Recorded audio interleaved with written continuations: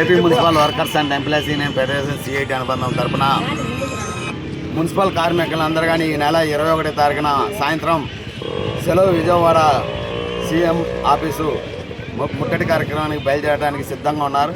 రాష్ట్రంలో ఎదుర్కొంటున్న మున్సిపల్ కార్మికులు అనేక సమస్యలపైన ఈ రాష్ట్ర ప్రభుత్వం మున్సిపల్ కార్మికుల్ని కొంగలో తొక్కేదానికి ప్రయత్నం చేస్తుంది. అదేవిధంగా ఈరోజు ఎలక్ట్రీషియన్ ఇవన్నీ కానీ ప్రైవేటీకరణ చేయడం జరుగుతుంది. వీటన్నిటిలో భాగంగా మున్సిపల్ కార్మికుల్ని అందరినీ ఆప్కో సర్జనల్ కోవిడ్ కార్మికులందరినీ కానీ రెగ్యులర్ చేయాలని 22వ తారీఖున జరగబోయే విజయవాడ ప్రోగ్రాన్ని పెద్ద ఎత్తున విజయవంతం చేయాలని మున్సిపల్ కార్మికులు అందరూ అన్ని విభాగంలో పనిచేస్తున్న కార్మికులందరూ కానీ రావాలని మీ అందరం కోరుతా ఉన్నాం. ఈరోజు రాష్ట్ర ప్రభుత్వం ఇచ్చిన హామీలు నిలబెట్టుకోకుండా మున్సిపల్ కార్మికుల్ని ఎలా అంటే అలా చేయడం, ప్రైవేటీకరణ చేయడం, పెట్టుబడిదారులకి అమ్ముడు పోతా ఈరోజు మున్సిపల్ కార్మికులందరినీ కదం తొక్కేదానికి సిఐటిగా మేమందరం ముందుకు పోతున్నాం.